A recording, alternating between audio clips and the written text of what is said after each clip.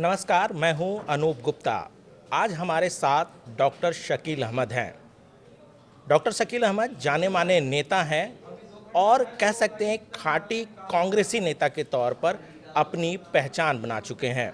आज हमारे साथ हैं। सर, स्वागत है। बहुत शुक्रिया। और इनका परिचय आपको बता दूं कि मनमोहन सिंह सरकार में ये मंत्री रह चुके हैं। कांग्रेस के संगठन में बहुत बड़े बड़े पदों पे रहे हैं। और क्या हुआ?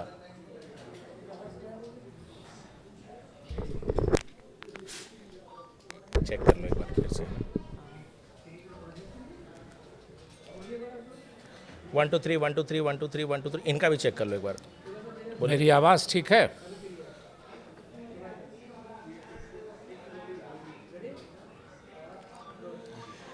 नमस्कार, मैं हूं अनूप गुप्ता। आज हमारे साथ डॉक्टर शकील अहमद हैं। शकील अहमद जाने माने कांग्रेसी नेता के तौर पर कह सकते हैं कि इन्होंने अपनी पहचान बनाई। डॉक्टर मनमोहन सिंह सरकार में ये मंत्री भी रह चुके हैं और कांग्रेस के बड़े से बड़े पद, महासचिव रहे हैं। कई राज्यों की जिम्मेदारी इनके कंधों पर थी। शकील साहब, बहुत बहुत स्वागत है आपका। जी बहुत शुक्रिया, बहुत शुक्रिया, बहुत धन्यवाद।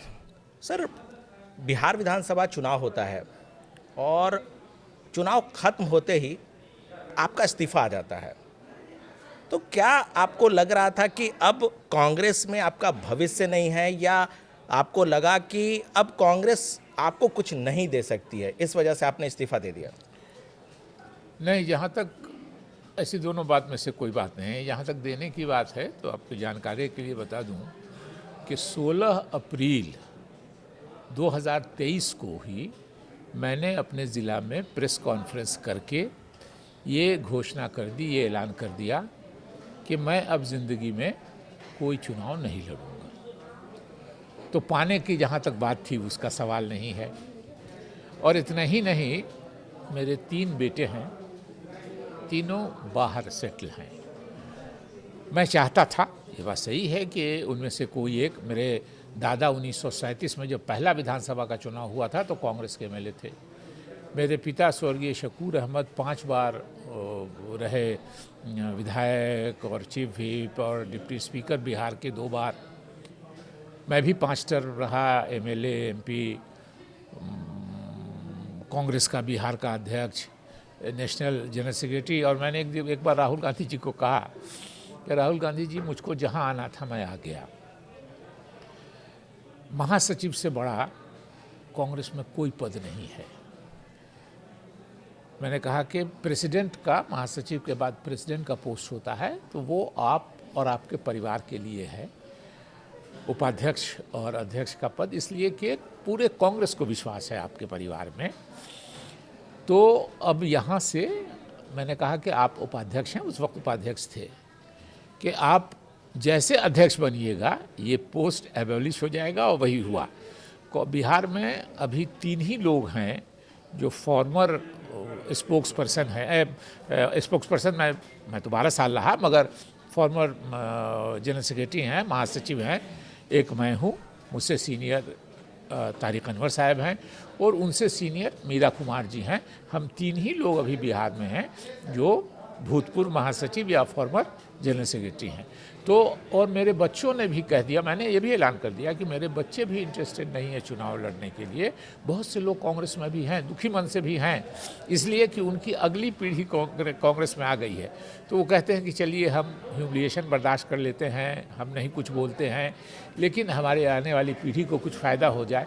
तो मेरे बच्चों ने भी उससे हमको बरी कर दिया, तो वो भी मैंने ऐलान कर दिया था। लेकिन उसके बाद भी मेरा कहना ये था कि मैं जिस इलाके से एमपी रहा हूँ वहाँ उससे 4 सीटें अलायंस पार्टनर्स को गई। 6 सीटें होती हैं बिहार में, 2 सीट कांग्रेस को मिली। और उन दोनों सीटों पे मुझसे बात ही नहीं की किसी ने। और ये सब राहुल जी के अपॉइंट किए हुए लोग हैं। वो वही करते हैं जो उनको राहुल गांधी करने को कहते हैं, क्योंकि कई स्टेट में एक ही 2 आदमी को घुमा रहे हैं और बार बार शिकायत होने के बाद भी वो घुमाते रहते हैं। 2 4 5 लोग उनके पसंदीदा जो हैं। तो ये मेरा दुख उन लोगों से नहीं था, वो तो बेचारे प्यादे हैं। मेरे नाराज़गी, मेरा जो डिसअपॉइंटमेंट था वो राहुल गांधी जी से था, और इसलिए मैंने वो ऐलान किया। राहुल गांधी जिसको नहीं जानते हैं वो एक अलग बात है।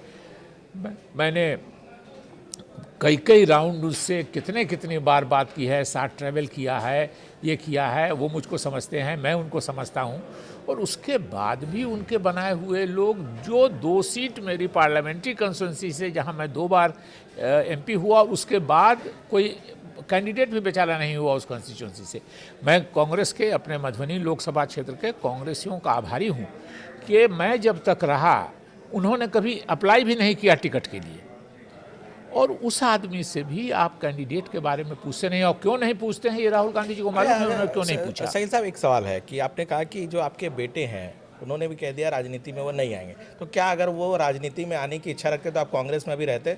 आपको ये इच्छा करती ये है भाई अब हाइपोथेटिकल बात है, क्या करते, हो सकता है दिल मार के, अच्छा, हो सकता है, जो बहुत से लोग अभी कर रहे हैं कांग्रेस में। वो देखिए ना कि हर आदमी की अपने आत्मसम्मान की एक लिमिट होती है कि यहाँ तक तो हम बर्दाश्त करेंगे, दिस फार नो फर्दर, आगे नहीं बर्दाश्त कर सकते हैं। मेरे साथ वो मामला आ गया, और इसीलिए मैं पार्टी का विरोधी नहीं हूँ। मैंने लिखा है खड़गे जी को, जो पत्र लिखा है, अध्यक्ष वही हैं, उन्हीं को लिखना है। लिखना तो राहुल गांधी जी को चाहिए, लेकिन चूँकि टेक्निकली अध्यक्ष खड़गे साहब हैं, फैसला सब राहुल जी करते हैं कि मैं दूसरी पार्टी में कभी नहीं जाऊँगा ज़िंदगी भर। मैं ज़िंदगी का मेरा आखिरी वोट जो है वो भी कांग्रेस या कांग्रेस की जो हमायती पार्टी होगी उसको मिलेगा। और अगर 5 लोग भी मेरे कहने से वोट देंगे तो वो कांग्रेस पार्टी को नहीं, कांग्रेस का विरोधी नहीं है तो फिर किसके विरोधी हैं आप? मुझको डिफरेंसेस राहुल जी की सोच से है, और इसीलिए कांग्रेस की नीतियों सिद्धांत जो हमारे पूर्वजों ने, मैंने बताया कि 1937 में तो वो एमएलए हो गए थे, लेकिन कांग्रेसी उसके पहले से थे, चूँकि पहला इलेक्शन ही हुआ असेंबली का 1937 में, दादा मेरे। उसके पहले वो डिस्ट्रिक्ट बोर्ड के मेंबर थे। मेरे फादर को पटना कॉलेज में इंग्लिश ऑनर्स में पढ़ते थे, निकाल दिया गया था 1942 के भारत छोड़ो आंदोलन में भाग लेने से। तो जो नेशनल यूनिटी की बात है, एक सब लोगों को साथ लेके चलने के बात है, जो पॉलिसीज़ एंड प्रिंसिपल और आइडियोलॉजी है कांग्रेस की, मैं बिल्कुल उसके खिलाफ नहीं हूँ, मैं बिल्कुल आज भी उसके साथ हूँ। मेरा जो वे ऑफ फंक्शनिंग है राहुल जी का, उससे मेरा मतभेद हुआ, और इसीलिए हम अलग। नहीं तो थोड़ा सा और विस्तार से बताएं, क्या वजह आपको, क्या मतलब जो आपके डिफरेंसेस आपको दिखते हैं, आखिर क्या राहुल गांधी ने किया लगातार जिससे आपको लगता है कि कांग्रेस इस हालत तक पहुंच गई है, आप जैसे वरिष्ठ नेता जो हैं वो पार्टी छोड़ रहे हैं? देखिए, राहुल जी के साथ एक अजीब विडंबना है। राहुल जी कांग्रेस को मजबूत करना चाहते हैं, मजबूत कांग्रेस वो पसंद करते हैं, लेकिन मजबूत कांग्रेस ही नहीं पसंद करते हैं। उनको कमज़ोर से कमज़ोर, जो उनके अलावा किसी को नहीं जानता हो, जो टोटल उनके भरोसे पे। एक इंसिडेंट आपको बताते हैं।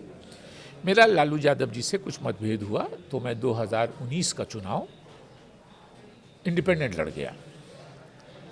उस वक्त 19 में मोदी जी का दोबारा जीतने का एक हवा थी कि मोदी बचाओ, एक हवा थी उनके खिलाफ की, जो उसमें कांग्रेस हम लोग सब लोग थे कि मोदी हटाओ। और उस बीच से एक तीसरी लाइन निकाल के मुझको इंडिपेंडेंट में मधुबनी में 1.25 लाख से ज़्यादा वोट मिला। मैं आभारी हूँ मधुबनी के कांग्रेस जनों का कि 95% कांग्रेसियों ने मुझको वोट दिया, और जिन्होंने नहीं भी दिया उन्होंने खुल के खिलाफ नहीं किया। तो उसके थोड़ी ही दिन के बाद रिजल्ट निकला, मुझको 1,31,30,000 वोट आया। जो अलायंस के कैंडिडेट थे, जो आरजेडी, कांग्रेस और बाकी पार्टियों के अलायंस के कैंडिडेट थे, उनको सिर्फ मुझसे 8,000 वोट, 8,500 वोट ज़्यादा था। तो और ये बात फैक्ट थी कि मैं कांग्रेस के डिफरेंसेस की वजह से नहीं लड़ रहा था, लालू जी ने वो सीट नहीं छोड़ी थी, इसलिए मैं उनके ये था। रिजल्ट के शायद 1 महीने के अंदर कोई केस की तारीख थी, राहुल जी पटना गए, तो किसी होटल में ये लोग रेस्तरां में डोसा खाने चले गए, डोसा वोसा खाने, चाय कॉफ़ी पीने। वहीं राहुल जी ने किसी से पूछ दिया लोगों के सामने ही कि शकील जी को कितना वोट आया। तो किसी ने कहा कि वोट तो सर बहुत आया, 1.25 लाख से ज़्यादा वोट आया। तो जैसे अपने पार्टी के आदमी को होता था कि खुशी होनी चाहिए, उनको जिसने भी देखा उसने कहा कि उनको लगा कि जैसे उनको शौक लग गया कि इतना वोट कैसे आ गया। तो ये है कि उनको कांग्रेस मजबूत चाहिए, लेकिन कांग्रेसी कमज़ोर चाहिए। नहीं, लेकिन ये बड़ा अजीब सी बात आप कर रहे हैं। कांग्रेस पार्टी के बड़े नेता हैं, उनके कंधों पर सारी जिम्मेवारी है और आप कह रहे हैं कि मजबूत कांग्रेस नेता को वो पसंद नहीं करे, तो ऐसे में तो कांग्रेस डूबती भी जाएगी। तो जाहिर है जो हो रहा है और उसकी वजह उनको समझा दिया गया है। अब उनसे 19 साल पहले मैं MLA हो गया। राहुल गांधी जी जिस दिन अपना पहला चुनाव जीते, उस दिन मैं अपना 5वां चुनाव जीता। तो अगर मैं राहुल जी को कहता हूं कि हुजूर मैं आपकी वजह से नेता बना, तो ये सिर्फ मेरा अपमान नहीं है, ये राहुल गांधी जी का भी अपमान है। तो ये मैं कह नहीं सकता। इस तरह के लोग हैं जो इस तरह की बात बोलते हैं। मेरी मजबूरी है कि होता है, अरे आप पद पर आ गए, नेहरू गांधी परिवार के हैं, इज्जत और सम्मान है, लेकिन अगर ये आप ट्रीट कीजिएगा ऐसे कि जो कुछ आपको मिला है हमारे और हमारे परिवार की वजह से मिला है, तो हम इसको मानने को तैयार नहीं है। मैं आपको एक मिसाल देता हूँ कि नेहरू गांधी की 5 पुश्तें कांग्रेस में हैं और हम लोग बिल्कुल कहते हैं कि उन्होंने कांग्रेस को दिया है, लेकिन ये देना लेना दोनों तरफ से होता है। कांग्रेस पार्टी ने भी उनको दिया है। अगर हम ये कहें कि कांग्रेस पार्टी ने आपको कुछ नहीं दिया है, राहुल गांधी और सोनिया गांधी जी और नेहरू गांधी परिवार ने ही कांग्रेस को सब कुछ दिया है, तो ये नहीं होगा। उन्होंने भी दिया है देश को, समाज को। तो जैसे हमारे 3 पुश्तों में भी कांग्रेस ने भी मुझको दिया है, हमने भी दिया है, लेकिन आप कहिएगा कि सिर्फ मेरे परिवार की वजह से तुमको मिला। और कभी कभी लोग कह देते हैं और मुझको हंसी आती है, कह देते हैं कि इतने बुरे समय में आपने कांग्रेस को छोड़ दिया, कांग्रेस को ज़रूरत थी, कांग्रेस कमज़ोर हो गई है। तो मैंने सोचा सही छोड़ा है कि अपमानित फील किया, इसलिए छोड़ा। लेकिन एक बात आप लोगों को याद दिला दें, इतिहास में बहुत लोग नहीं जाते हैं कि कांग्रेस अध्यक्ष 1919 में बनने के बाद भी गांधी नेहरू परिवार के सबसे प्रतिष्ठित व्यक्ति मोतीलाल नेहरू जी ने कांग्रेस छोड़ दिया था, अपनी पार्टी स्वराज पार्टी बना ली थी। और CR दास जी अध्यक्ष हुए थे, मोतीलाल नेहरू जी सचिव हुए थे उसके, और डिफरेंसेस गांधी जी से क्या हुए थे कि काउंसिल की मेंबरी हो या नहीं हो। पार्टी अलग बनाई, जब वो पार्टी चली नहीं, काउंसिल के मेंबर तो हो गए ये लोग, लेकिन वो पार्टी चली नहीं, तो फिर 2023 में बना ली। 1 जनवरी 2023 को मैं ऑन रिकॉर्ड कह रहा हूँ कि मोतीलाल नेहरू जी और CR दास जी ने अलग पार्टी जिसका नाम स्वराज पार्टी था वो बनाई। वो पार्टी चली नहीं। 2000 कहते 1925 में फिर लौट के 1923 में बनाई और 1925 में फिर लौट के चले आए।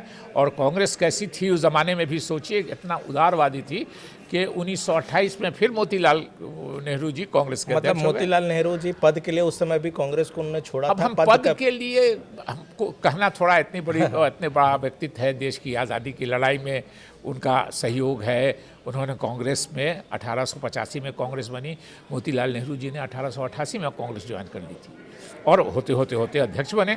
तो ये कहना स्वार्थ में, लेकिन डिफरेंसेस ऑफ ओपिनियन था गांधी जी से।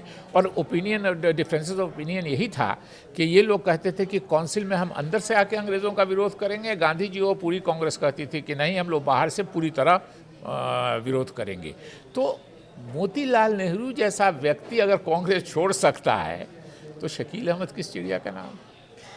अच्छा सर, एक सवाल और है कि राहुल गांधी अध्यक्ष बने, फिर वो हटे, अभी मल्लिकार्जुन खड़गे अध्यक्ष हैं। चूँकि आप लंबे वक्त से कांग्रेस में आप रहे हैं, अभी आपने इस्तीफ़ा दिया है, पार्टी में आपको लगता है कि मल्लिकार्जुन खड़गे को सिर्फ नाम के लिए बना रखा, सारे फैसले राहुल गांधी ही लेते हैं? देखिए, कहा जरूर जाता है, लेकिन आपका अनुभव क्या कहता है? नहीं, बिल्कुल उसमें कहीं कोई किसी को भी है संदेह तो वो दूर कर ले।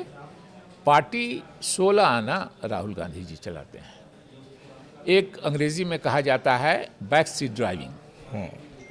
तो बैक सीट ड्राइविंग कर रहे हैं, उससे उनको शेल्टर मिल जाता है कि वो प्रेसिडेंट होते तो हार में उनको कहा जाता कि उनके वजह से हारे, तो वो रिस्पॉन्सिबिलिटी नहीं ले इसलिए। लेकिन टोटल मैं अपनी बात बोलता हूँ, इलेक्शन हुआ अध्यक्ष का, ये बात सब जानते हैं कांग्रेस में कि जिसको नेहरू गांधी परिवार चाहेगा वही कांग्रेस का अध्यक्ष बनेगा।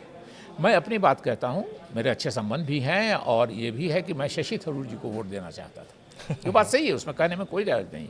लेकिन जब मैंने देखा, अभी कल खड़गे साहब भी कहीं कह रहे थे कि सोनिया गांधी जी और राहुल गांधी जी की वजह से हम अध्यक्ष बने। अभी उन्होंने भी कहा, जो बात हम लोग बहुत पहले से कर रहे हैं, कि जब ये लगा कि जो पार्टी के जनरल सेक्रेटरी हैं, जो पार्टी के स्टेट के इंचार्ज हैं, वो सब मांग रहे हैं खड़गे साहब के लिए वोट, तो ये हो गया कि ऑफिशियल कैंडिडेट वही हैं।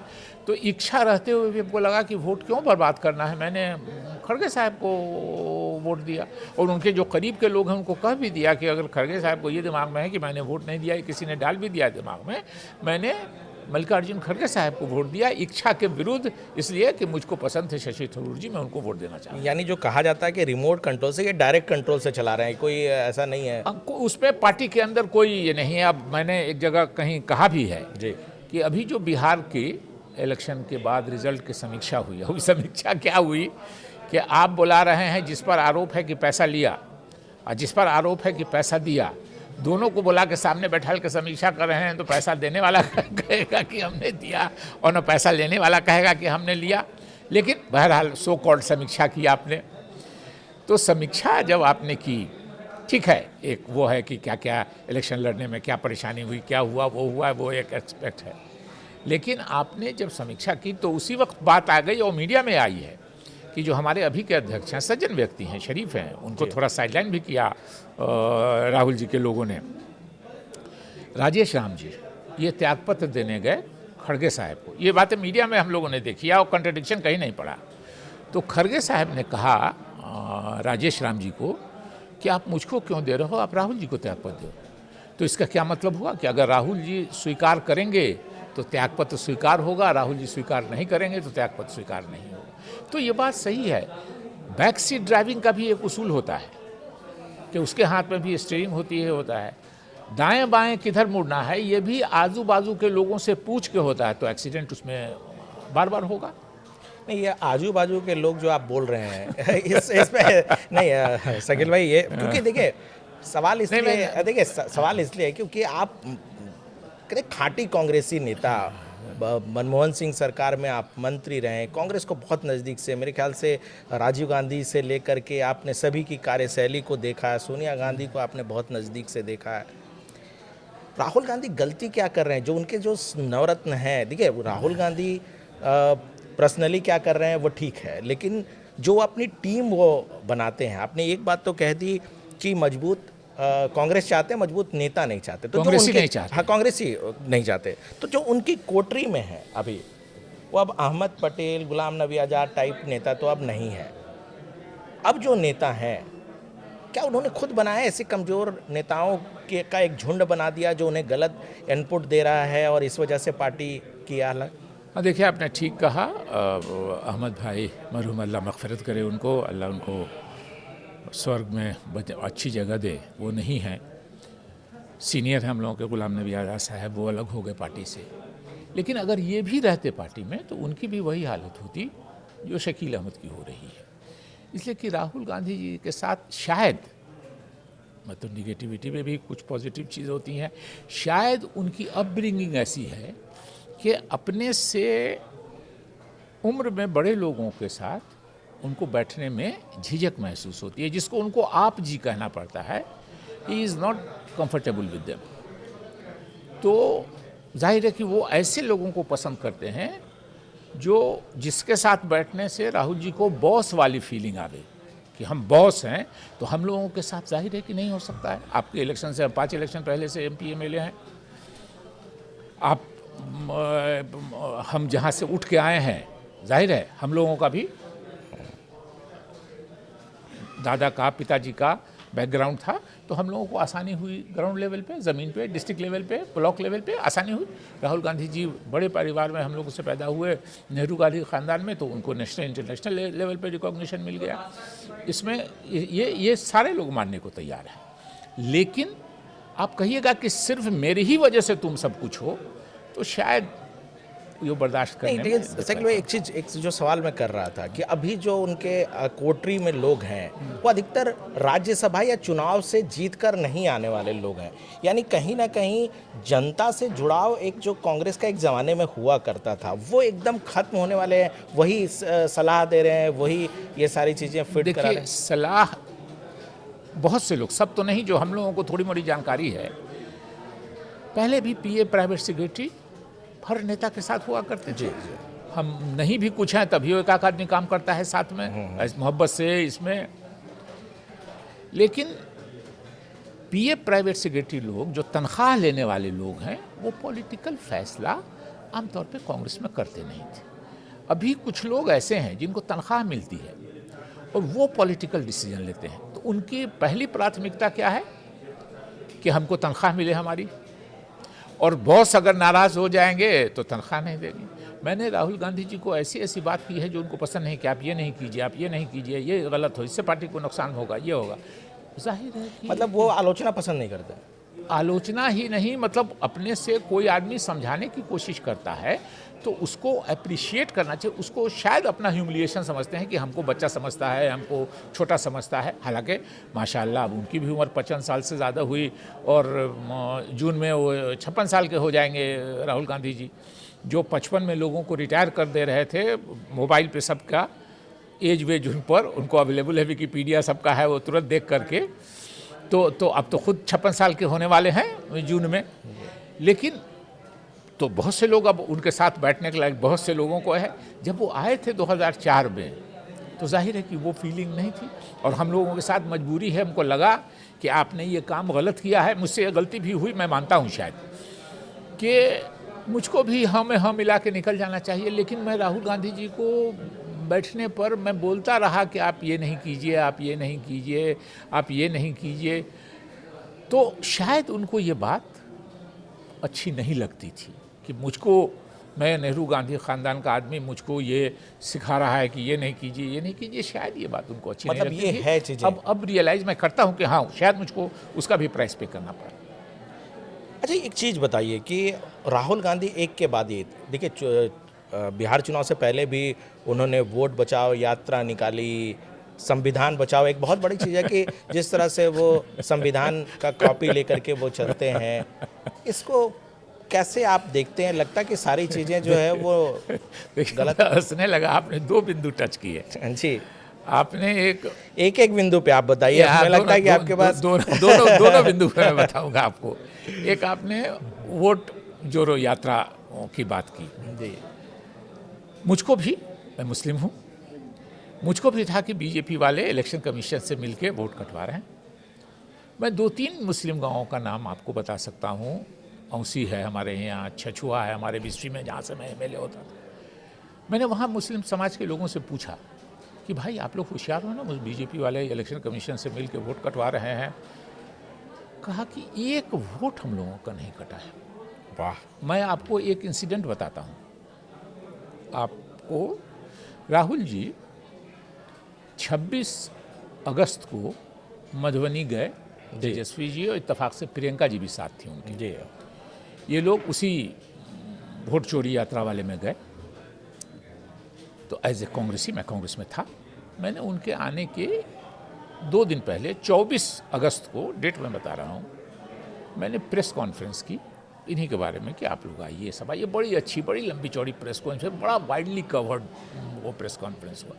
लेकिन मैंने उसी में, जो मेरे ऑर्गेनाइज करते हैं प्रेस कॉन्फ्रेंस ज़िला में मेरा, उन्होंने, एक्स प्रेसिडेंट हैं, उन्होंने लिख दिया कि वहाँ के बाद राहुल जी ज़िले में जिधर से एंट्री करेंगे उधर जाएंगे, वहाँ जाएंगे। तो मैं थोड़ा बहुत ही मतलब कहिए ना कि जिसको लाम काफ के साथ चलने वाला, वो नहीं, मैं इलाके में मैं गया तो एक गाड़ी, एक सिक्योरिटी, एक ड्राइवर, जी और गए। तो पॉलिटिक्स में हैं तो कोई एक नेता आ गए ज़िला के, तो एक गाड़ी उनकी, तो 3-4-5 नेता आ जाते हैं। ज़्यादा से ज़्यादा मेरे ज़िले में अगर मैं हूँ, पटना उटना में, तो पटना दिल्ली में आपको मेरी एक गाड़ी मिलेगी जी। लेकिन अगर ज़िले में है, प्रोग्राम बना के गए हैं, तो 4-5-6 गाड़ी मिलेगी। वो प्रेस कॉन्फ्रेंस करके 24 अगस्त को, 26 को राहुल जी को आना है, 24 को मैं वहाँ उस जगह पे जा रहा हूँ जहाँ से राहुल जी एंट्री करेंगे, तो मुझको किसी ने कहा कि बहुत सी गाड़ी पीछे हो गई। तो हमने कहा कि बहुत सी गाड़ी कहाँ है? तो बोला कि नहीं सर, 60-65 गाड़ी है पीछे। तो हमको 65-60 गाड़ी मेरे पीछे क्यों आ रही है? तो बोला सर, ये लोग सब पार्टी के कैंडिडेट लोग हैं और इलेक्शन 1 महीने के बाद होने वाला है, तो इसलिए आपके पीछे लगा है कि कुछ मदद हो जाए, ये हो जाए, वो हो जाए। और मज़ेदार बात सुन लीजिए, मैं वहाँ जब पहुँचा तो राहुल जी के ऑफिस के लोग कुछ थे, मुझको कहा गया कि फलां जगह मिथिला हाट एक जगह है, वो इनकार कर दिया। फिर जगह ढूंढवाने, तो उन लोग के साथ हम लोग निकले, 3-4 जगह होकर फाइनल हुआ कि एक जगह ये पसंद आ गई। तो उसके लिए लोकल एसडीओ को मैंने ही फ़ोन किया, फुलपरास के एसडीओ थे, उन्होंने कहा कि नहीं, रूट चार्ट में नहीं है, हम नहीं यूज़ करेंगे जब तक डीएम साहब हमको नहीं करेंगे। तो मैंने ही वहाँ डीएम साहब से फ़ोन करके बात किया। उन्होंने कहा कि आप प्रेसिडेंट से लिखवा के भिजवा दीजिए और हम ये कर देते हैं। प्रेस कॉन्फ्रेंस ये मिला करके जाना आना जाता है, आदमी 10 आदमी साथ है, खर्चा होता है लगभग 1-8 लाख रुपए मेरा खर्चा हुआ। हमारी फ़ोन पर डीएम साहब ने, वैसे भी राहुल जी का प्रोग्राम था, वो कर देते, मैं नहीं भी करता तो वो कर देते, लेकिन वो भी मौका हमको मिला। लेकिन आपको जान के ताज्जुब होगा कि 2 दिन के बाद जब राहुल गांधी जी आए तो मुझको उस प्रोग्राम में इन्वाइट नहीं किया गया, और मैं जानता था नहीं किया गया। इसलिए राहुल गांधी जी के ज़िले में इंटर करने के 3 घंटा पहले मैं निकल के पटना चला गया। वो पूरब से इन किए तो मैं पश्चिम से चला गया, वो पश्चिम से इन किए तो मैं पूरब से निकल के पटना चला गया, उनके आने के 3 घंटा पहले। क्योंकि अब हम लोग की उम्र नहीं ना है कि राहुल गांधी जी के गाड़ी के साथ जिंदाबाद जिंदाबाद करते करते आगे पीछे चले, मर जाएंगे उस दिन, अपनी नज़र में गिर जाएंगे। देखिए, एक बात आपको बताते हैं, युवा हैं आप, दूसरों की नज़र में गिर के जिंदा रहना उतना मुश्किल नहीं, लेकिन अपनी नज़र में गिर के जिंदा रहना बहुत मुश्किल है। शकील भाई, आपने एसआईआर वाले मुद्दे पे आपने बड़ी बात आपने और मैंने प्रेस कॉन्फ्रेंस में कहा कि भाई, ये लोग कहते हैं 65 लाख लोगों ने वोट कट गया। मुझको 65 आदमी पूरे बिहार में कहीं नहीं मिला जो एक जगह असेंबल करके प्रोटेस्ट कर रहा हो कि हमारा वोट, हम जिंदा है, हमारा वोट काट दिया गया। और मान लेते हैं वो इनोसेंट लोग थे, उनको नहीं मालूम कि क्या रजिस्टर में हमारा नाम काट दिया। तो हम जो पॉलिटिकल पार्टी के लोग हैं, कांग्रेस के, आरजेडी का, कांग्रेस का तो मान लीजिए ऑर्गेनाइजेशन नहीं है, आरजेडी के, सीपीआई, सीपीएम, ये लोग का रहता है। कांग्रेस के भी कुछ ना कुछ तो लोग हैं ही, बचे हुए कैडर हैं। इन लोगों को ऑर्गेनाइज करना चाहिए कि ये देखिए 500 लोग हैं, ये जिंदा हैं और इनका वोट काट दिया गया। एक जगह मैंने प्रेस कॉन्फ्रेंस में प्रेस के साथियों से, 100 से ज़्यादा प्रेस वाले साथी थे हमारे अपने ज़िला में मेरे, मैंने कहा आप लोगों ने कहीं प्रोटेस्ट होते देखा? नहीं देखा कहीं। तो साहब, एक ये बात ये है, तो आप ही बता सकते हैं या कांग्रेस वाले बताएं कि कैसे कटा वोट। दूसरी बात एक आपने और कही थी जिस पर मैं हंस रहा था कि आपने 2 बात, एक तो एसआईआर की बात किया आपने, संविधान बचाओ, और एक संविधान बचाओ। अब ये तो और भी मज़ेदार चीज़ है। राहुल जी अपने हाथ में एक संविधान की कॉपी लेके घूमते हैं, भाषण देते हैं, इधर नहीं देख रहे, बिहार रिजल्ट के बाद नहीं देख रहे और ये संविधान बचाना है, इसी की लड़ाई लड़ रहे हैं। बहुत अच्छी बात है, हर जिम्मेदार आदमी को देश को संविधान बचाना का प्रयास करना चाहिए अगर कहीं कोई गड़बड़ी हो रही है तो। लेकिन संविधान किससे बचाने की बात करते हैं? बीजेपी से, आरएसएस के लोगों से। लेकिन इलेक्शन के पहले मैं आपको दिखला दूंगा, वीडियो है, इलेक्शन के एक रात पहले से लेके नॉमिनेशन के 1 महीना के बीच में 16-17 लोगों को आरएसएस और बीजेपी से बुला के कांग्रेस का टिकट दे, और वीडियो है, रिकॉर्ड है। तो अब बताइए कि आप बीजेपी के लोगों के साथ, आरएसएस के लोगों के साथ, आरएसएस और बीजेपी से लड़िएगा। वो तो बिल्कुल वन साइडेड रिजल्ट हुआ बिहार का। अगर अनूप जी, अगर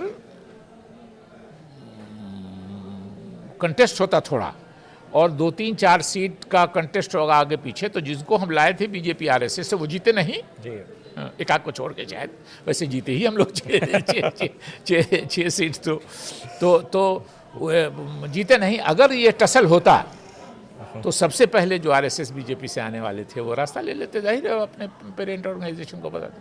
तो आप ये मजाक बना रहे हैं लोगों को कि साहब हम आरएसएस से लड़ रहे हैं, हम बीजेपी से लड़ रहे हैं, उन्हीं के लोगों को अपनी पार्टी में ज्वाइन करके। राहुल गांधी जी के साथ वो जो वही है कि कमज़ोर, वो दूसरी पार्टी के लोगों को, अपनी पार्टी के लोगों को वैल्यू नहीं देते हैं। मजबूत है ये, दूसरी पार्टी से लोगों को ला के, अभी आप गौर कीजिएगा, मेरे जाने के बाद ज़रा सा एनालाइज कीजिएगा कि कांग्रेस में बहुत बड़े पदों पर आपको ऐसे लोग मिलेंगे जो दूसरी पार्टियों से आए हैं। उनको राहुल जी बहुत तवज्जो देते हैं। और वो क्यों तवज्जो देते हैं? इसलिए कि इसका इस पार्टी में रूट नहीं है, इसकी जड़ नहीं है इस पार्टी में। इसको जिस दिन चाहेंगे उखाड़ के फेंक देंगे। उनको पौधा लगाने से ज़्यादा दिलचस्पी है कि कब हम चाहेंगे तो इसको उखाड़ के फेंक देंगे। तो दूसरी पार्टी के लोगों को इसीलिए तरजीह देते हैं। आप देखिएगा, मेरे जाने के बाद आप जो है एनालाइज कीजिएगा कि मैं गलत बोल रहा हूँ या सही बोल रहा हूँ। तो ये इनसिक्योरिटी है या क्या है? ये क्या बिल्कुल, मैंने राहुल गांधी, हिंदी में गलत शब्द है लेकिन हमको दूसरा शब्द और समझ में नहीं आ रहा है। डरपोक एक शब्द है, बहुत अच्छा शब्द नहीं है मगर मैं इस्तेमाल कर रहा हूँ। अंग्रेज़ी में थोड़ा उसके लिए अच्छा शब्द है कि राहुल जी से ज़्यादा इनसिक्योर पॉलिटिशियन मेरी नज़र से आज तक नहीं गुजरा। इनसिक्योर हिंदी में बोल दीजिए, ज़्यादा बढ़िया होगा। हाँ, वही कह रहा हूँ ना कि हिंदी का शब्द है डरपोक। अब मुझको डरपोक बोलने में ख़राब लग रहा है, जो बात सच्चाई है, इसलिए मैं अंग्रेज़ी बचाती है कुछ इज्जत, तो मैं ये कहता हूँ कि राहुल जी को हर मजबूत कांग्रेसी से उनको अपने को थ्रेटन फील करते हैं। उनको लगता है कि ये जब अलग होगा हमसे तो हो जाएगा। तो आप पूछेगा कि भाई कांग्रेस चलेगी कैसे, मजबूत कैसे होगी, आपके दिमाग में किसी का भी दिमाग में होगा। तो उनका एक सेट गोल है कि मोदी जी से इस मुल्क के लोग जब नाराज़ होंगे तो मेरी तरफ आएंगे।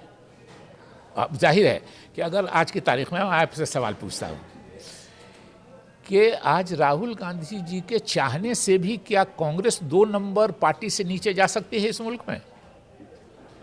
पहले हम लोग 1 नंबर पर थे, आजकल बीजेपी 1 नंबर पर है, हम लोग 2 नंबर पर आ गए हैं। लेकिन अगर राहुल गांधी जी भी चाहेंगे तो हम लोग 2 नंबर से नीचे तो नहीं जा सकते हैं।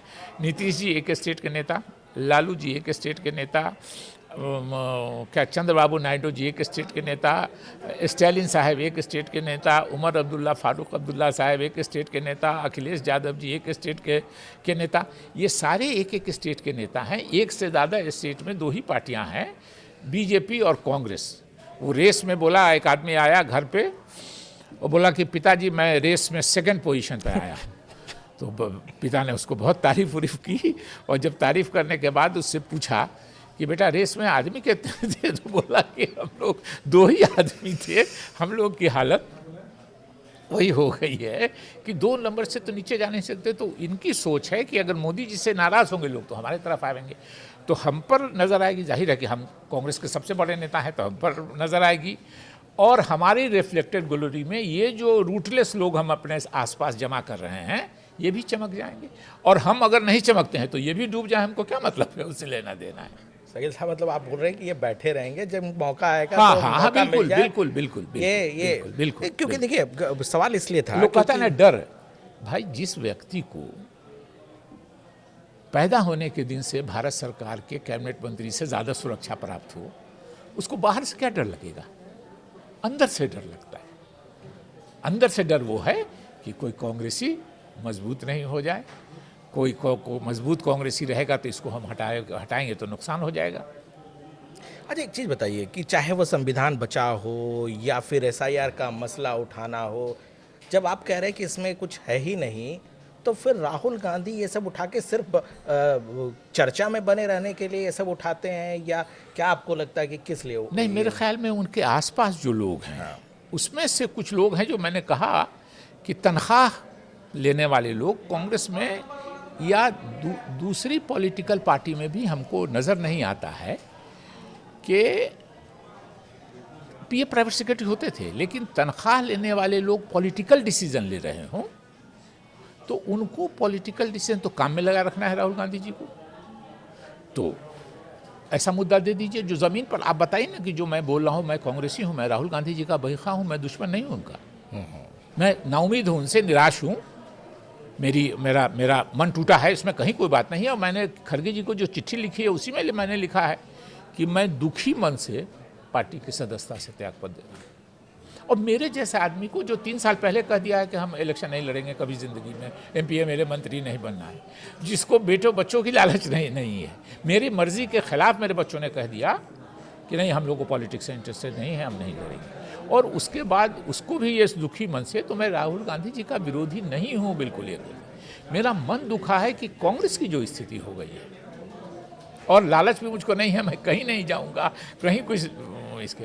मैं आपको बताऊं कि नीतीश जी ने बगैर हमसे बात किए हुए जी जी जी राज्यसभा भेजने के लिए प्रेस कॉन्फ्रेंस करा। मैंने भी वो खबर अखबार में पढ़ी।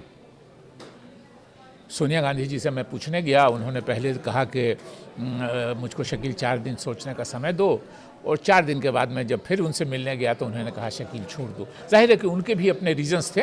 मैं सोनिया जी का बहुत आदर और सम्मान करता हूँ।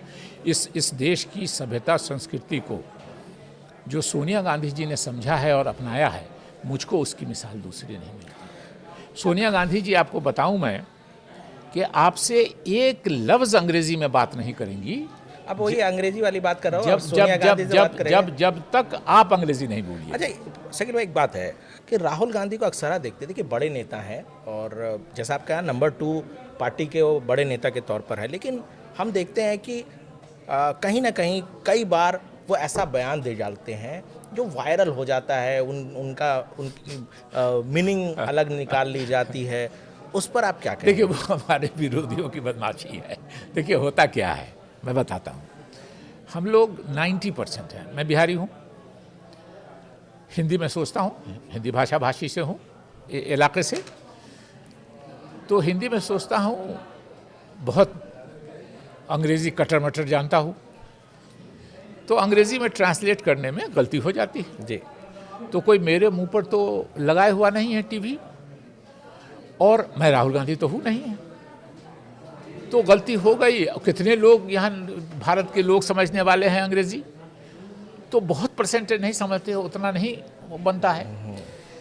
राहुल गांधी जी मेरे ख्याल में एकाक नहीं, आधा % देश के लोगों में होंगे, मेरी समझ जो है, कि वो अंग्रेज़ी में सोचते हैं, उसको हिंदी में ट्रांसलेट करते हैं, और हिंदी उनकी अच्छी नहीं है। मैंने उनकी स्पीच बहुत लिखवा करके और उनके साथ घूम करके स्पीच उनको दे करके ये करके देखा है, उनकी हिंदी की समस्या है। तो हिंदी ट्रांसलेशन में जैसे हम लोगों से अंग्रेज़ी ट्रांसलेशन में गलती हो जाती है, वैसे राहुल जी से हिंदी ट्रांसलेशन में गलती हो जाती है। जैसे बोल दिया कहीं एक जगह कि आटा 20 रुपये लीटर है, इस तरह की कोई बात, तो जाहिर है कि वो उनकी इंटेंशन नहीं है, इतना वो नहीं है कि नहीं जानते हैं कि आटा कैसे है क्या है, लेकिन ट्रांसलेट करने में उनसे गलती हो गई। और आप लोग पूरा कैमरा लेके बैठे हुए हैं, कुछ मुंह से निकला नहीं कि उसको पूरे हिंदुस्तान में आप लोग उसको वायरल कर देते हैं। मीडिया वाले हमारे जो लोग हैं, उनको एक मसाला मिल जाता है।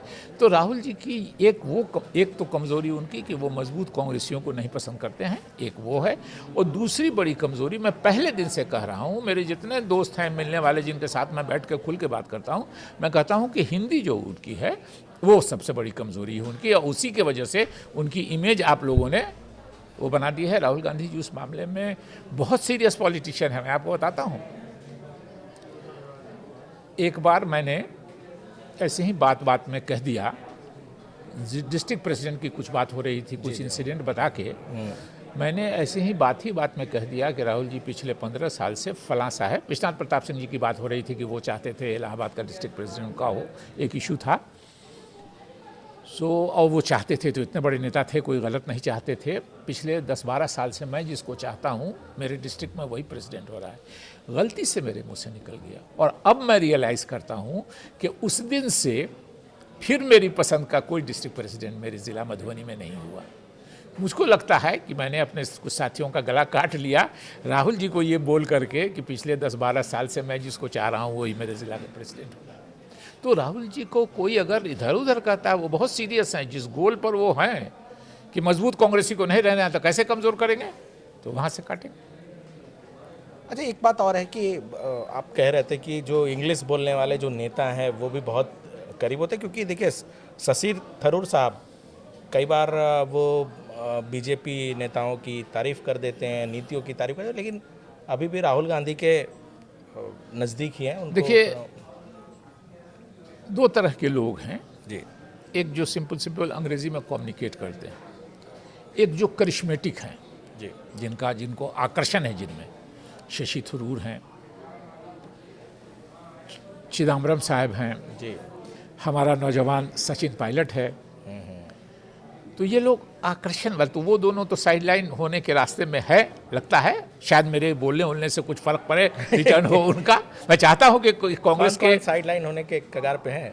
शशि थरूर और चिदम्बरम साहब, इन लोगों के बारे में तो धीरे धीरे वो हो रहा है। मैं समझता हूँ, एक बात आपको कह रहा हूँ, शायद ये अजीब लगे, लेकिन मैं समझता हूँ कि सचिन पायलट जी का भी तभी तक ये है जब तक कि अशोक गहलोत साहब एक फोर्स है वहाँ। अच्छा, जब तक राजस्थान में अशोक गहलोत साहब एक फोर्स हैं, तो हमको लगता है कि तब तक सचिन पायलट जी का भी चलेगा, क्योंकि करिश्मेटिक, सचिन भी करिश्मेटिक है, करिश्मा वाले लोग हैं।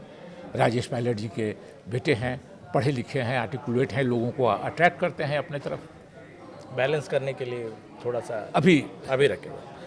अच्छा, शकील साहब, अगर आपसे बातचीत कर रहे हैं और मुस्लिम पॉलिटिक्स को लेकर के अगर हम ना बात करें, देखिए कांग्रेस पार्टी मुसलमानों की एक पार्टी मानी जाती थी। मुस्लिम वोट अमूमन कह सकते हैं आमतौर पर कांग्रेस पार्टी और कांग्रेसियों को मिला करता था।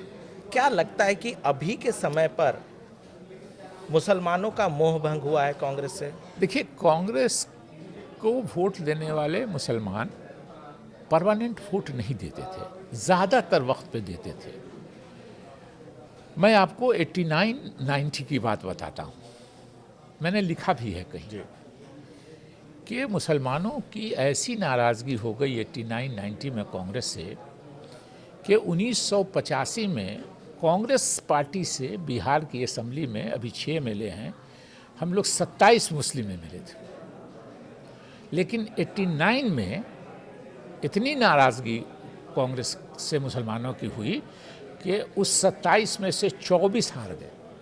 कुल 23 हम लोग, 3 आदमी, मरहूम हिदायतुल्लाह खान साहब, वो जो स्पीकर हुए हमारे बिहार असेंबली के, कांग्रेस के प्रेसिडेंट थे बिहार के, फुरकान अंसारी साहब, जिनका लड़का अभी इरफान अंसारी झारखंड का मिनिस्टर है, और मैं, हम यही 27 में यही 3 आदमी रिपीट हुए। इतनी नाराज़गी थी मुसलमान। हमारे बिस्फी के गांव है, गांव का नाम नहीं लूँगा, फारूक अब्दुल्ला साहब चीफ मिनिस्टर थे, जम्मू कश्मीर के सिटिंग चीफ मिनिस्टर। वो चले आए बगैर अनअनाउंस, कैंडिडेट एमपी के मुस्लिम थे, उनको बुला के ले आए। तो फारूक अब्दुल्ला साहब को कहीं भाषण नहीं होने दिया, इसलिए कि मुसलमान इतना नाराज़ थे। आज की तारीख में ये बात सही है कि सारे हिंदुस्तान के मुसलमान चाहते हैं कि कांग्रेस जीते। उसमें ओवैसी साहब कभी कभी कहीं कहीं फैक्टर हो जाते हैं, लेकिन चूंकि बीजेपी से कांग्रेस लड़ती है नेशनल लेवल पर, इसीलिए मैं कह रहा था कि राहुल गांधी जी चाहेंगे भी तो कांग्रेस 2 नंबर से नीचे नहीं जा सकती है। तो चूंकि बीजेपी के अगेंस्ट में, बीजेपी को क्यों खिलाफ है मुस्लिम, कि बीजेपी हमारे बारे में ख़िलाफ़ बोल के हिंदू समाज को वरगला के वोट लेती है। ये सीधा सीधा उनका सीधे सीधे पॉलिटिक्स है, 2-2-4 वाली।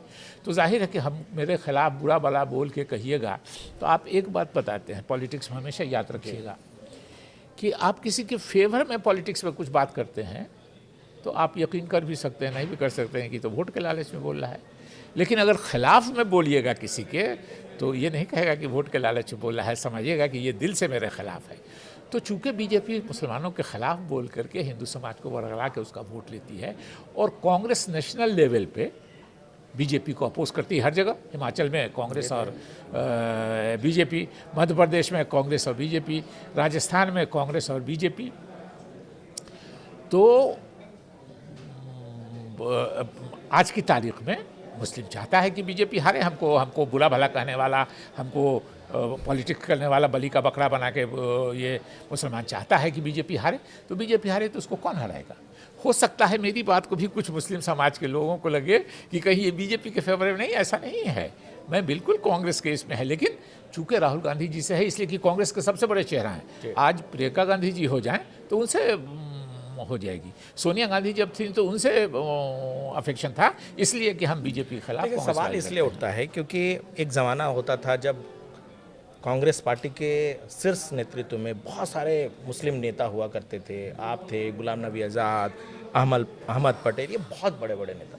लेकिन आज शकील भाई दिखता नहीं है कोई बड़ा नेता जो मुस्लिमों को रिप्रेजेंट करने वाला। वो जान के कांग्रेस ने किया है, और वो उनकी एक स्ट्रेटजी, उसमें किसी को इतराज़ नहीं होना चाहिए। उनको लगता है कि अगर मुसलमान मेरे साथ में रहा, मेरे साथ फोटो आ गया, बगल में रहा, तो बीजेपी वाले उसको ट्विस्ट करके हमको प्रो मुस्लिम साबित करेंगे, इसलिए थोड़ा जानबूझ के बचते हैं। हम लोग उसको उनको बेनिफिट ऑफ डाउट इसका देते हैं।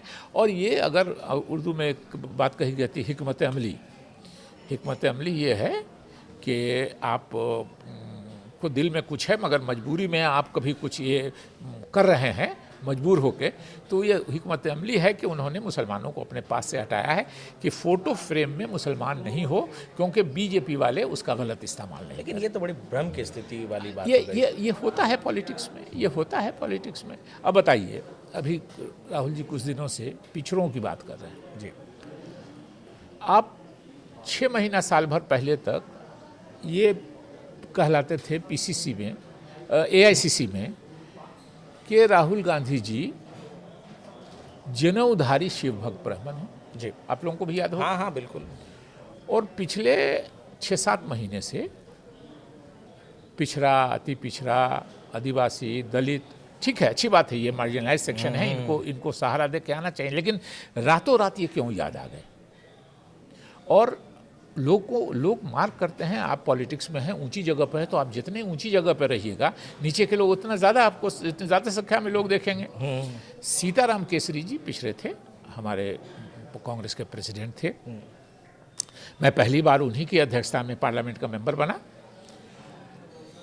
उनकी आपने हम लोग कहते हैं कि जयंती और पुण्यतिथि बड़े नेताओं की मनाते हैं। अगर एक मनाना है कुछ तो जयंती मनाते हैं, लेकिन उनके मरने के 25 साल के बाद बिहार इलेक्शन के 4 दिन पहले आप सीताराम केसरी जी की पुण्यतिथि मना रहे हैं। वाई? ये बिहार के पिछड़ों को समझ में नहीं आता है कि आप सिर्फ उनको मैसेजिंग के लिए सीताराम केसरी जी की 25 साल उनकी मृत्यु के बाद पहली बार आप उनकी पुण्यतिथि मना रहे हैं, इसलिए कि बिहार असेंबली का इलेक्शन आ गया। राहुल गांधी को समझ नहीं आ रहा है कि नहीं, हम उनको किस मुद्दे पर टिके। हाँ, ये सब है कि एक मुद्दे पे स्टैंड करना चाहिए। और बिहार का रिजल्ट जिस दिन से निकला है, आप लोग मीडिया में आप लोग ज़्यादा हमसे जानते हैं, बिहार के रिजल्ट के बाद मैंने राहुल जी को किसी भाषण में फिर पिछड़ा, दलित, आदिवासी जिस तरह वो बोलते थे उस तरह नहीं बोलते देखा। मैंने एक जगह लिखा भी है कहीं कि बिहार सदाकत आश्रम में राहुल गांधी जी 6 साल भर हुआ होगा, वो एक स्पीच उन्होंने दिया। एक से मिले, मैं नहीं था वहाँ, एक से मिले ब्राह्मण ने मुझको फ़ोन किया, बातचीत करते करते कहा कि सर हम लोग कहाँ जाएं? लालू यादव जी से अलायंस है हमारा, तो हमारे जो भाई भतीजे हैं घर पे वो भी हम लोगों का मजाक उड़ाते हैं, लेकिन हम कांग्रेस, राहुल गांधी, सोनिया गांधी, इंदिरा गांधी जी, पंडित नेहरू जी का नाम लेके टिके रहते हैं कि देश के लिए त्याग किया है, ये किया है, बलिदान किया है। लेकिन अब राहुल जी भी ऐसा भाषण दे रहे हैं, हम लोग कहाँ जाए? उसकी आंख भरी हुई थी। हमने फिर समझाया कि है, नेता को होता है, कभी ज़रूरत होती है, बोल दिया। हम कैसे कहें कि चले जाओ पार्टी छोड़ के? तो लेकिन ये सोचना चाहिए, जब आप इतने बड़े पद पर आए हैं तो आपको सोचना चाहिए। आप किसी के, मैं बार बार कह रहा हूँ कि पॉलिटिशियन हैं, किसी के फेवर में बोलिएगा, वो समझेगा कि हमको वोट लेने के लिए बोल रहा है, लेकिन अगेंस्ट में बोलिएगा किसी के, तो वो ये नहीं समझेगा कि वोट लेने के लिए, वो सचमुच आपको अपना दुश्मन समझेगा। अच्छा, एक सवाल अधूरा रहेगा क्योंकि राहुल गांधी पे बात हो रही है। सोनिया गांधी, प्रियंका गांधी, राहुल गांधी, ये सोनिया गांधी के साथ आपने काम किया है, राहुल गांधी के साथ आपने काम किया है। इन दोनों की कार्यशैली में आपने पहले बताया कि सोनिया गांधी बहुत शार्प पॉलिटिशियन रही हैं। क्या सोनिया गांधी इस बात को नहीं जानती हैं कि राहुल गांधी इस तरह की पॉलिटिक्स कर रही हैं? जब सोनिया गांधी इतनी नहीं, वो बहुत जानती हैं, लेकिन हर चीज़ का वक्त होता है। देखिए, सोनिया गांधी जी के काम करने की शैली और राहुल गांधी जी के काम करने की शैली में मोटा मोटी मैं एक लाइन में बता देता हूँ आपको, 2-3 एक आध मिनट लगेगा। सोनिया गांधी जी की सबसे बड़ी खूबी थी कि अगर वो दिल्ली में हैं, उनका कोई ऐसा इंगेजमेंट नहीं है, तो वो रिलीजियसली 10 साढ़े 10 बजे से लेके और 1:30-2 बजे दिन तक हिंदुस्तान भर से आए हुए नेताओं से मिलती थी। और 2-4 दिन पर आम लोग भी भीड़ लगा दिया, तो उससे भी एक बार निकल के मुलाकात की। उसका फ़ायदा क्या होता था वो बताते हैं आपको अनुज जी। उसका फ़ायदा होता था कि उनको जानकारी पूरी रहती थी। मैं कौन देश का बड़ा नेता था? एक प्रेसिडेंट, एक स्टेट के अध्यक्ष थे, बिहार में मिनिस्टर थे, मान लीजिए यहाँ कुछ थे, ऐसे सोनिया गांधी जी के पास सैकड़ों लोग थे जी। लेकिन वो चूँकि लोगों से मिलती थी, ज़्यादा से ज़्यादा लोगों से, इसलिए उनको जानकारी होती थी। मेरे से 2 मरतबा 3 मरतबा उन्होंने पूछा कि तुमको आजकल देख रहे हैं उनसे बड़ा अटैचमेंट है, तुम उस मामले में क्या बयान दिए था?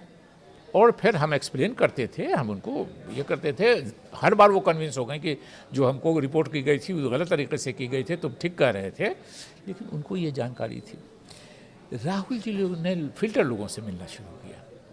फिल्टर लोगों से क्या मिलना शुरू किया कि जैसे आप बिहार के इंचार्ज हैं, मैं बिहारी हूँ, मैंने राहुल गांधी जी के यहाँ फ़ोन किया। वैसे मैंने पिछले 5 साल से राहुल गांधी जी के यहाँ टाइम नहीं मांगा है, जो सच्चाई है, लेकिन अगर मान लीजिए कि मैंने माना तो उनके ऑफिस में आ गया कि भाई ये आदमी मिलना चाहता है। मुझे किस स्टेट का है ये? तो बिहार का। तो बिहार में कौन है इंचार्ज? तो फलां है। बोला उससे पूछो कि इससे मिलना है कि नहीं मिलना। उसने अगर कह दिया कि नहीं, उसको लगा कि ये मेरी तारीफ करेगा, ये करेगा, वो करेगा, अरे भाई प्रेसिडेंट के पास जो वर्चुअल प्रेसिडेंट हैं, राहुल गांधी कहने को आप कह दीजिए कुछ नहीं है, लेकिन वही प्रेसिडेंट है, वही मालिक है कांग्रेस के। तो अब उनसे जा कर के हम अगर उसकी तारीफ ही करेंगे या उसी से हमको मिलने दिया जाएगा तो आपके पास बात नहीं पहुंच सकती है। बिल्कुल। वही लोग आते हैं जो यही सोनिया गांधी जी और राहुल गांधी जी की कांग्रेस में फ़र्क है। और मैं बार बार एक बात कहता हूं कि सोनिया गांधी जी ने सीताराम केसरी जी की कांग्रेस, नरसिम्हा राव जी की कांग्रेस, उसके पहले राजीव गांधी जी की कांग्रेस, उसको अपनाया। लेकिन दुर्भाग्य है कि राहुल गांधी जी सोनिया गांधी जी की कांग्रेस को भी अपना नहीं सके। उनकी कांग्रेस पर के भी लोगों पर उनको शक होने लगा। सर एक सवाल है कि सोनिया गांधी, जो मेरा पहला सवाल था कि सोनिया गांधी क्या नहीं समझ रही हैं कि राहुल गांधी कांग्रेस को इस हालत तक पहुंचा दिया है उन्होंने? देखिए, वो नहीं समझती हैं। सोनिया गांधी जी पॉलिटिकली बहुत ही मैच्योर, और जिस तरह उन्होंने, मैं बार बार कहता हूँ मैं उनका इतना बड़ा फ़ैन हूँ, उनकी हिंदी का फ़ैन हूँ। आपको तो आश्चर्य लगेगा, बहुत से लोगों को नहीं जानकारी है, मुझको भी नहीं थी, जो 99 से पहले मुझको भी जानकारी नहीं थी कि उनकी सारी स्पीचेस हिंदी में लिखी होती है सोनिया गांधी जी की। सोनिया गांधी जी एक लफ्ज़ नहीं बोलेंगी आपसे अंग्रेज़ी में जब तक बोल मिलने वाला उनसे अंग्रेज़ी नहीं बोलने लगे। तो और भारतीय सभ्यता संस्कृति, एक इंसिडेंट बता दीजिए कि जिसमें ऐसा लगा हो कि इनका जो आचरण है वो भारतीय सभ्यता संस्कृति के खिलाफ है। ये 23 साल की उम्र में वो आई यहाँ। अंग्रेज़ी भी उनकी पहली लैंग्वेज नहीं है, इटालियन पहली लैंग्वेज। अंग्रेज़ी पढ़ने ही गई थी वहाँ वो, और हिंदी तो और। उनकी सारी स्पीच हिंदी में लिखी होती है। और जो समेटा उन्होंने कांग्रेस को, कांग्रेस कहाँ थी? कांग्रेस देश की सत्ता में आ गई।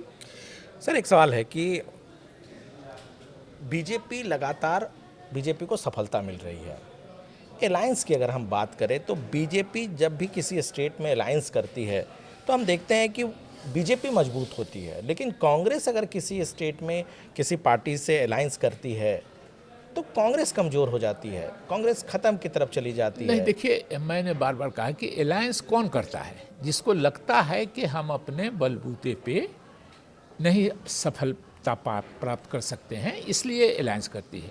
और मैं इस बात से आपके सहमत नहीं हूँ कि बीजेपी मजबूत होती है। नीतीश कुमार जी के साथ बीजेपी लगभग 30 सालों से है, और आज की तारीख में भी बिहार में नीतीश कुमार जी ने बीजेपी को, नीतीश कुमार जी ने जो काम किया, ऐसा एस्ट्यूट पॉलिटिशियन, मैं बड़ा उनका नेशनल लेवल पे, मैं ईमानदारी की बात है कि सोनिया गांधी जी का प्रशंसक हूँ अभी के पॉलिटिक्स में, और स्टेट लेवल पे मैं प्रशंसक हूँ नीतीश कुमार जी का। इसमें कहने में कोई ये नहीं। और अगर नीतीश कुमार जी खराब थे तो कांग्रेस वालों ने, हम लोगों ने उनको 3 बार चीफ मिनिस्टर क्यों बना दिया?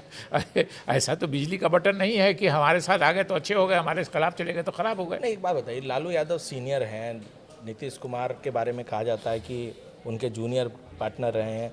दोनों नेताओं के राजनीतिक जो पॉलिटिकल स्टाइल है उस पर आप कितना अंतर, कौन ज़्यादा शार्प दिखता है? स्टाइल से ज़्यादा आपको दूसरी बात मैं बताता हूँ। जी। लालू यादव जी और स्वर्गीय रामविलास पासवान जी बहुत अच्छे थे, बहुत है, चिराग से भी हम लोग का अच्छा ये है। ये लोग कांग्रेस से लड़के नेता हुए थे कि इन लोगों का आरोप था कांग्रेस पर कि आप लोग सिर्फ अपर कास्ट की बात करते हैं। अपर कास्ट के वेलविशर हैं, सारे सेंटर में पॉलिटिक्स में आपके अपर कास्ट हैं। ये लालू जी और रामविलास जी कांग्रेस से लड़के नेता हुए, लेकिन नीतीश कुमार जी लालू यादव जी से लड़के नेता हुए कि आप सिर्फ ज़्यादा बात करते हैं आप, और वो अति पिछड़ों को लेके चले आए। कांग्रेस कमज़ोर हो गई थी, बिहार पॉलिटिक्स समझिए, कांग्रेस कमज़ोर हो गई थी तो अपर कास्ट अलग हो गए थे। तो नीतीश जी से लालू जी से अलग हुए अति पिछड़ों को लेके नीतीश जी, और कांग्रेस से अपर कास्ट को लेके अलग हुए बीजेपी, और दोनों ने मिल के जो फॉर्मिडेबल फोर्स बनाया, और उसमें सोने पर सुहागा चिराग पासवान जी को रेलवे मंत्रालय के लिए हम ही लोगों ने भेज दिया धक्का देके, रामविलास पासवान जी को, चिराग पासवान जी के पिता को एनडीए की तरफ। तो आप कह रहे हैं कि नीतीश कुमार ज़्यादा शार्प पॉलिटिशियन है लालू यादव से? हाँ बिल्कुल, उसमें कहीं को लालू यादव जी ने अपना एक उनकी स्टाइल है, थोड़ा ह्यूमर क्रिएट करते हैं, थोड़ा बोलने का अपना ये है, लेकिन एक ज़माना था नीतीश कुमार जी ने पूंजी जो बनाई वो बरकरार रखा है, बल्कि उसको बढ़ाया है। एक ज़माना था अनूप जी कि बिहार के 85% वोटर्स लालू यादव के साथ थे, इंटायर बैकवर्ड, इंटायर दलित, इंटायर मुस्लिम, सिर्फ अपर कास्ट एक तरह से आइसोलेट हो गए। और आज की तारीख है कि वो सारे वोटर यादव और मुस्लिम ये बच गए हैं उधर, बाकी सब अलग हो गए। तो आप सोच सकते हैं, अति पिछड़ा अलग हो गया आपसे, लालू जी के साथ आज अति पीछे चले जाएं तो बिल्कुल वो फिर सरकार बन जाएगी, उनके अपने बलबूते पे बन जाएगी। सर, इस चुनाव में प्रशांत किशोर भी अपनी पार्टी बनाकर चुनावी मैदान में थे और बहुत बड़ी बड़ी बातें इस चुनाव से पहले प्रशांत किशोर की तरफ से कही जा रही थी, लेकिन जो हश्र हुआ चुनावी परिणाम के बाद, कैसे देख रहे हैं आप? देखिए, छोटा मुंह बड़ी बात अपने को, अब तो रिजल्ट निकल गया, लोग दावा करेंगे। एक पीटीआई के जर्नलिस्ट हुआ करते हैं, अब तो पीटीआई से रिटायर कर गए, नाम नहीं हाँ। जी, उनसे मेरी बात होती थी, मेरे अच्छे मित्र हैं। हाँ। वो मुझसे पूछते थे, मैं कहता था प्रशांत किशोर जी को एक सीट नहीं होगी, तो उनको बड़ा ताज्जुब की बड़ी भीड़ है। भीड़ मैंने भी बाद में कहा उनको कि भाई इधर इलेक्शन जैसे जैसे करीब आ रहा है, प्रशांत किशोर जी की मीटिंग में भीड़ बढ़ रही है, लेकिन मैं कहता था कि उनको एक सीट नहीं होगी। जी जी, मैं उसकी वजह बताता था कि देखिए, बिहार है कास्ट ओरिएंटेड स्टेट, सबका कास्ट मालूम है कि लालू यादव जी के अलायंस को मुस्लिम यादव देगा, नीतीश जी के अलायंस को अपर कास्ट देगा, बीजेपी का अलायंस है दलित समाज का जो मेन सबसे ज़्यादा संख्या वाला, सबसे मिलिटेंट, सबसे वोकल जो समाज है वो चिराग पासवान जी की वजह से देगा, 7-7.5% वोट का होता है, वो देगा उस अलायंस को। प्रशांत किशोर जी बेचारे को कौन वोट देगा? अपना तो कोई बेस नहीं है, जिस समाज से वो आते हैं वो ब्राह्मण समाज के आते हैं। ब्राह्मण समाज के 90% लोग कहाँ हैं आपको, हमको सबको मालूम है। इसलिए जिस दिन रिजल्ट हुआ, हम कहते थे उनको एक सीट नहीं होगी, वो हमारे पीटीआई के जो पुराने मित्र थे उन्होंने मुझको मैसेज किया, मेरे इसमें भी है कि sir you were bang on target. तो ये इसलिए कि बहुत किसी को भी अंदर से जानता है। हाँ, जब इलेक्शन को 1-2 महीना बच गया तो प्रशांत किशोर जी की मीटिंग्स में बड़ी भीड़ होने लगी। अब लोग बाहर कहते हैं कि वो मोदी जी को उन्होंने कोच किया, वो जिता दिया, वो फलां को किया, तो कोच नहीं जीतता है।